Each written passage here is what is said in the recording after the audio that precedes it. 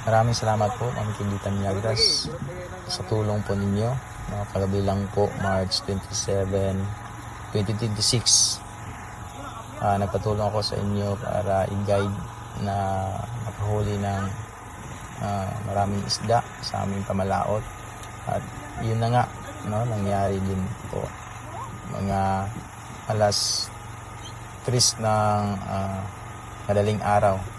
So ito na po yung blessings na binigay, no, sa amin mula kay Lord. Again, Ma'am Quindita Milagras, maraming salamat po sa tulong ninyo.